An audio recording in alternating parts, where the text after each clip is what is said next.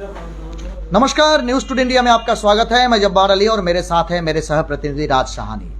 कह सकते हैं समाज के सुधार में तंजीमों का ऑर्गेनाइजेशन, सोशल ऑर्गेनाइजेशंस का एक अहम भूमिका होते हैं और देखते देखते ही अपना 15 साल बिता चुका है सोशल वर्क्स में ऑल इंडिया राजा कमेटी। तो आपको बता दें कि इनका जो 15th ईयर ऑफ सेलिब्रेशन है, ये सेलिब्रेशन किस तरह से करेंगे, इस सिलसिले में आज ऑल इंडिया राजा कमेटी की तरफ से इनका फाउंडर मेंबर और प्रेसिडेंट मसरूर आलम से मुखातिब होंगे प्रेस मीट में। आप सबसे पहले बता दें कि इससे पहले भी तकरीबन 5 बजे शामिल हुए थे, लेकिन नेटवर्क की वजह से, टेक्निकल कारण की वजह से हम वो आपको पूरा दिखा नहीं पाए। इसके लिए हमारा चैनल की तरफ से एज ए चीफ रिपोर्टर हम खेद व्यक्त करते हैं, सॉरी कहते हैं आप सभी को। लेकिन चलिए क्या कहते हैं ऑल इंडिया राजा कमेटी के फाउंडर मेंबर और साथ ही साथ प्रेसिडेंट मसरूर आलम, मुखातिब होते हैं उनसे सीधा बात।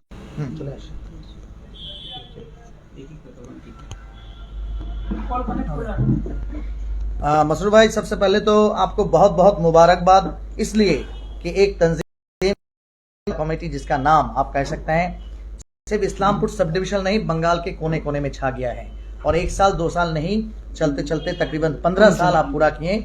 लोगों को खिदमत, लोगों को राहत पहुंचाना और बहुत सारे सोशल वर्क करना, जहां आप देख सकते हैं कि तंजीमों का, सोशल ऑर्गेनाइजेशंस का एक अहम भूमिका होता है। जहां से हमें सोशल वर्क का फॉर्मूला मिला के सोशल वर्क किया जा सकता है समाज में। पॉलिटिक्स को छोड़कर भी अगर कोई ताकत होती है वो तो समाज में होती है, सोशल वर्क में होती है। और एक सोशल वर्कर चाहे तो बहुत कुछ समाज के लिए कर सकता है। काम किए जो मैं आपको गिनाना चाहूंगा। सबसे पहले तो जो सबसे बड़ा काम हमने किया था कि 10 गरीब लड़कियों की शादी, जो समाज में ऐसी फैमिली से लड़कियां बिलोंग करती थी जिनके परिवार में खाने पीने का ठीक से रुपए नहीं होता था, उनके घर में बारात आए, उनको कपड़े कहाँ से मिले, उनको जो पहनने का सामान है वो कहाँ से मिले, उनके घर में जो कुछ जहेज के तौर पर, तोहफे के तौर पर पलंग, कुर्सी, टेबल और बहुत सारे ऐसे सामान है जो इनकी ज़रूरत होती है एक फैमिली को, उनके लिए बहुत परेशानी हो रही थी उनको। लेकिन इसको हम लोगों ने दूर करने के लिए रजा कमेटी ने अपने खर्चे पर 10 गरीब लड़कियों की शादी कराई है। उसके बाद रजा कमेटी ने ऐसे बहुत सारे गरीब लोग हैं हमारे इलाके में जिनके बेटी की शादी के लिए वो लोग चंदा करते हैं। तो ऐसे हमारे पास 2197 लोग आए थे जिनको हमने 10,000, 5,000, 20,000, 25,000, 2,000, 500 ऐसे देके दिए। साजो सामान खरीदने के लिए हमने मदद की है। उसके बाद हमने अभी तक ब्लड डोनेशन के, अगर ब्लड डोनेशन की बात की जाए तो हमको बता दूं मैं आपको कि इस्लामपुर में मोरवाड़ी समाज को छोड़कर पहले या फिर CPIM पार्टी छोड़कर कोई भी ब्लड डोनेशन कैंप नहीं होता था। हमने 2008 में शुरुआत की इसकी। जी हाँ, रेड क्रॉस सोसाइटी भी है, वो करते हैं और भी हो सकता है, लेकिन हमारे दिमाग में इतना नहीं है इसका। लेकिन हम लोग 1-2 ही जानते थे जो इस्लामपुर में करते थे काम। उसके बाद हमने शुरू किया तो अभी तक हम लोगों ने 17,117 लोगों को ब्लड डोनेट किए हैं। ब्लड डोनेशन कैंप के जरिए हो या फिर ऐसे ही हमने ब्लड डोनेशन करके उनको हॉस्पिटल से फ्री में लाके दिए हैं। उसके बाद ऐसे हॉस्पिटल, नर्सिंग होम में आप देखे होंगे कि बहुत सारे पेशेंट को जिनका घर वाले गरीब होते हैं, जो बेबस मजबूर होते हैं, उनको परेशानी होती है, या किसी के घर में आदमी नहीं होता है, उनको भर्ती एडमिट होते हैं हॉस्पिटल में, उनको बहुत परेशानी होती है। ऐसे हम लोगों ने 8,028 लोगों की हमने मदद की है। उसके बाद एम्बुलेंस, बहुत सारे पेशेंट ऐसे होते हैं जिनके पास एम्बुलेंस नहीं होती है, मतलब एम्बुलेंस के लिए हाँ उनको पैसे की जरूरत होती है, लेकिन एम्बुलेंस वो लोग कर नहीं पाते हैं। तो ऐसे लोग 497 जिनको हमने एम्बुलेंस का किराया देकर एम्बुलेंस किराए पर लेके दिए उनको। उसके बाद कुछ डेड बॉडी और कफन दफन ऐसे रेलवे स्टेशन में हुआ था, कुछ हॉस्पिटल में हुआ था, थाना की तरफ से भी कई बार हमने किए हैं कि फ्री में लावारिस लाश, उसका पता चल गया कि मुस्लिम है या हिंदू है, उसके कफन दफन के लिए हम लोगों ने लगभग 19 लोग ऐसे लोग थे, डेड बॉडी थी, जिनकी हमने मदद की है, जिनको हमने कफन दफन अपने पैसे से दिए हैं। उसके बाद 3,681 ऐसे स्टूडेंट थे जिनको इस्लामपुर कॉलेज में हो, यूनिवर्सिटी में, north Bengal university, Islampur high school, girls high school, Muslim girls high school और ऐसे बहुत सारे स्कूल कॉलेजेस, कलकत्ता में भी, दिल्ली में भी बहुत सारे स्टूडेंट को प्रॉब्लम हुआ है, जिसको हमने सॉल्व किया। और ऐसे 3,681 स्टूडेंट हैं जिनको हमने मदद करके उनकी एडमिशन कराई है। और अभी भी हम लोग, अगर कोई भी स्टूडेंट फीस की वजह से या किसी दूसरी परेशानी की वजह से एडमिशन नहीं हो रहा है या कोई परेशानी है तो हमारे पास आते हैं, हम उनका प्रॉब्लम सॉल्व करते हैं, उनको एडमिशन भी करा देते हैं। उसके बाद गरीब जरूरतमंद लोगों को खाना खिलाने का है कि 33,106 ऐसे लोग हैं जिनको हम लोगों ने खाना बनाकर खिलाए हैं। इसमें 14,000 लोग वो हैं जो रोहिंग्याई रिफ्यूजी थे। बांग्लादेश में हम जब गए थे तो बांग्लादेश जाकर हमने 2017 में वहाँ के जो रोहिंग्या रिफ्यूजी थे उनको 2 वक्त खाना खिलाए थे 14,000 लोगों को। उसके बाद गरीब जरूरतमंदों को कपड़े हमने 16,681 लोगों को कपड़े पहनाए हैं, जिनको कपड़े की जरूरत है हमने कपड़े बांटे हैं, कपड़े दिए। जी जी। उसके बाद हमने अभी तक 5,707 लोगों में कंबल बांटे हैं। ठंडी के मौसम में जरूरत होती है तो हम लोग हमेशा बांटते रहते हैं। तो उसके बाद राशन और ज़रूरत की जो चीज़ें होती है घर में, उनके ऐसे कुछ फैमिली थे जिसमें 3,991 ऐसे लोग थे जिनमें हमने राशन और ज़रूरत खाने पीने के सामान हमने बांटे हैं। उसके बाद ट्री प्लांटेशन देखेंगे 21,200 ट्री प्लांट हमने किए हैं पूरे उत्तर दिनाजपुर और दक्षिण दिनाजपुर में। जी।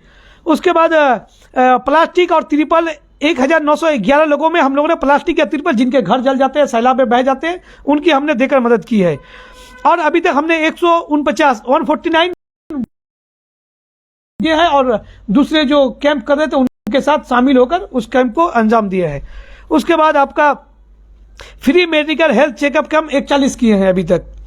उसके बाद सोशल अवेयरनेस कैंप 97 किए हैं। समाज में ये बुराई है उसको कैसे दूर की जाए, समाज में जागरूकता कैसे ले जाए, डिप्लोमेंट कैसे किया जाए, इसके लिए हमने। बाद आपका फैमिली का बहुत सारा प्रॉब्लम होता है, निकाह को लेकर बहुत सारी शादी भी हो जाता है, शादी के बाद प्रॉब्लम होता है, हिंदू मुस्लिम क्रिश्चियन भी हमारे इलाके में, तो ऐसे बहुत सारे मसले आते हैं। और किसी के ज़मीन का प्रॉब्लम हमारे इलाके में बहुत चलता है, ज़मीन का प्रॉब्लम, ऐसे बहुत सारे प्रॉब्लम जो फैमिली का होता है वो 2,867 ऐसे प्रॉब्लम के लोग हमारे पास आए थे जिनको हमने सॉल्व कर किए हैं। उसके बाद आपका जैसे पुलिस केसेस में कोई आदमी है नॉन पॉलिटिकल है, गरीब है, उनको पुलिस अरेस्ट कर लिया किसी केस में, और ट्रैफिक में हेलमेट का प्रॉब्लम कोई दूसरा, हम लोग ऐसे 13,073 लोग हैं जिनकी हमने मदद की है पुलिस केसेस में। ऑक्सीजन की हेल्प हमने अभी तक 611 लोग ऐसे थे जिनको हमने ऑक्सीजन देकर हेल्प किए हैं। उसके बाद अभी तक हम लोग धरना प्रोटेस्ट और किए हैं, और दूसरे जो धरना प्रोटेस्ट उसमें शामिल 61 थे, हमने ढूंढ कर निकाला। हमने रांची, आसाम, सिक्किम, आपका दार्जिलिंग, दिल्ली, पंजाब, हरियाणा से हमने बहुत सारे लोगों को, गुमशुदा लोगों को तलाश करके उनके घर तक पहुंचाए हैं। और आप लोग न्यूज़ चैनल वाले खुद थे, उस दिन हम लोगों ने एक पेशेंट की मदद करके उसको कटिहार पहुंचाए। उसके बाद डिस्ट्रीब्यूटर ऑफ मास्क और सैनिटाइजर हमने कोरोना काल में ही मास्क, बाद में एनजीओ बनाया गया रजा कमेटी को, तो उस वक्त से हम लोगों ने अभी तक इस्लामिक न्यू ईयर या दूसरे न्यू ईयर एंड रिलीजियस जो प्रोग्राम होते हैं ऐसे हमने 53 प्रोग्राम किए हैं। उसके बाद हमारे इलाके में सामाजिक काम करने के लिए बहुत सारे लोगों के अंदर जज्बात था, समाज के लिए कुछ करेंगे, इसलिए लोग हमसे कांटेक्ट किए कि भाई हमें रजिस्ट्रेशन कराए। और हम लोगों ने भी चाहा कि इलाके के डेवलपमेंट के लिए ये सोशल ऑर्गेनाइजेशन जो है, सोसाइटी, ट्रस्ट, फाउंडेशन, एनजीओ की बहुत ज़रूरत है। ऐसे 231 लोग 231 ट्रस्ट, फाउंडेशन, एनजीओ को हमने रजिस्ट्रेशन कराए हैं। उसके बाद काम करते हैं समाज के लिए, उनको कोई मदद नहीं मिलता, कोई इनाम नहीं मिलता, उनका दिल टूट जाता है। ऐसे लोगों के दिल रखने के लिए, ऐसे लोगों को हम लोग हौसला अफजाई के लिए, रियल हीरो बनाने के लिए, अचीवमेंट और अप्रिसिएट ऐसे लोगों को 953 लोगों में हमने डिस्ट्रीब्यूट किए हैं।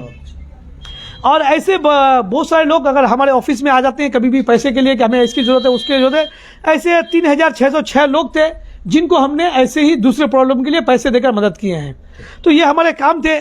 तो हमारा मकसद ये था कि इलाके में जो ज़रूरतमंद लोग हैं उनकी ज़रूरत को पूरी की जाए।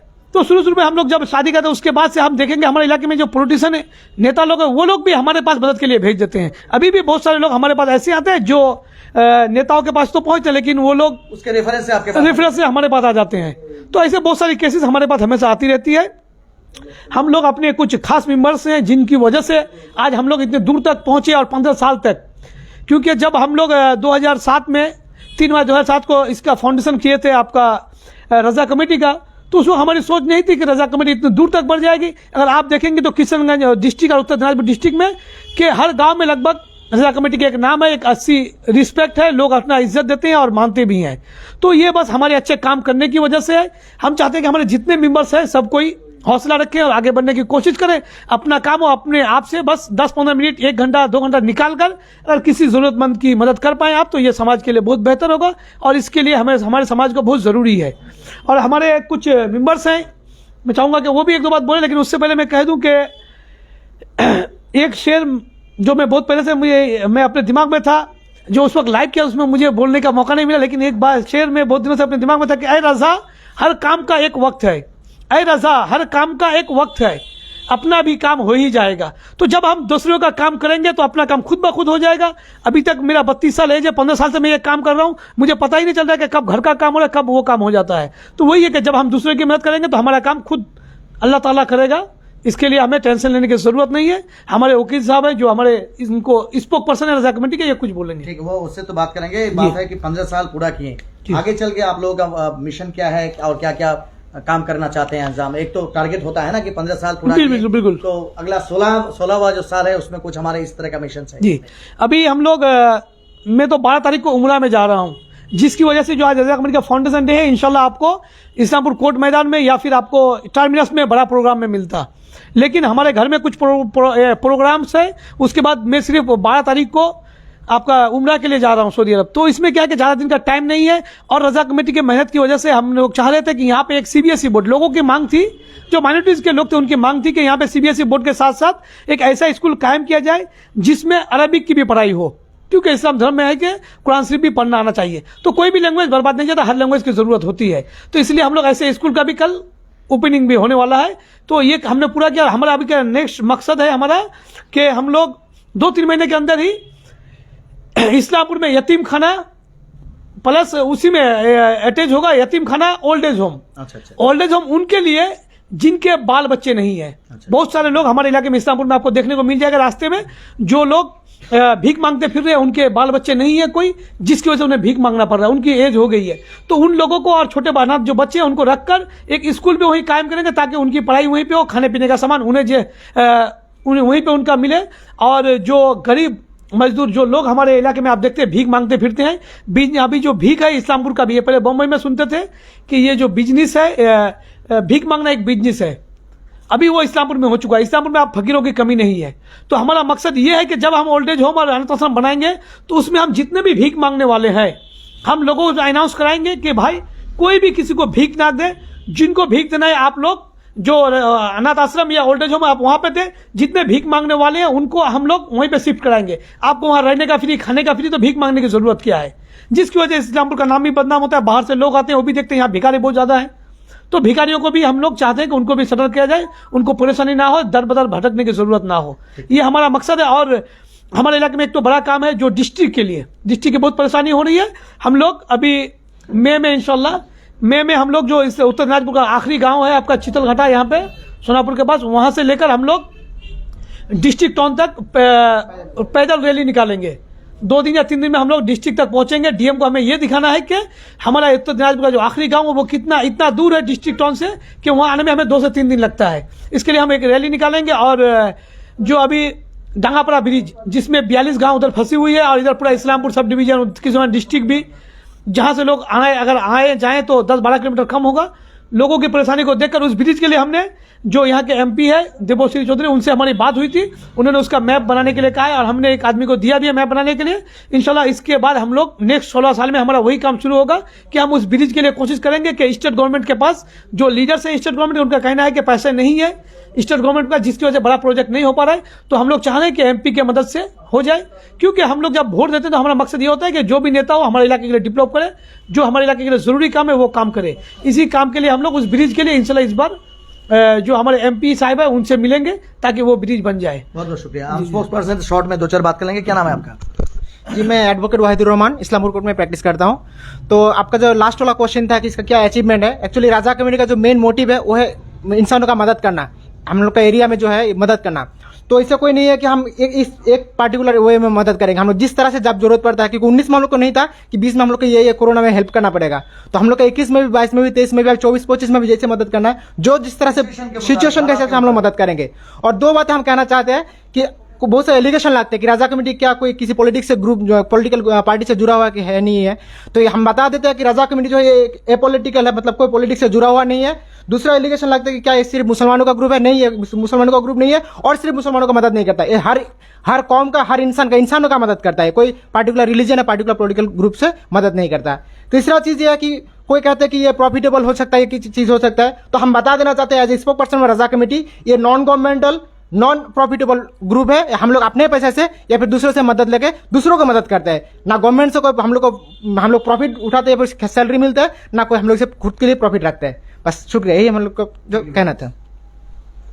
15 साल में क्या अचीवमेंट क्या हासिल किए और अगले 16वां साल में क्या करेंगे, इस विषय को लेकर के हमारे साथ मुखातिब हुए थे ऑल इंडिया रजा कमेटी के स्पोक्स पर्सन वकील साहब और साथ ही साथ founder as well as president Masroor Alam साहब। इसी तरह से हर छोटी बड़ी खबर देखने के लिए जुड़े रहिए न्यूज़ टुडे के साथ। और आखिर में और एक बात बता दें, समाज को सुधारने के लिए हर तंजीम, चाहे वो किसी भी कौम का तंजीम हो, उसका एक बहुत अहम भूमिका होता है, इंपॉर्टेंस होता है सोसाइटी में। क्योंकि जब सरकार, पॉलिटिकल लीडर्स या फिर कहिए कोई भी एक सरकारी संस्था जब नाकामयाब हो जाता है तो उसको मुमकिन करने में तंजीमों का, ऑर्गेनाइजेशंस का एक बहुत बड़ा भूमिका होता है।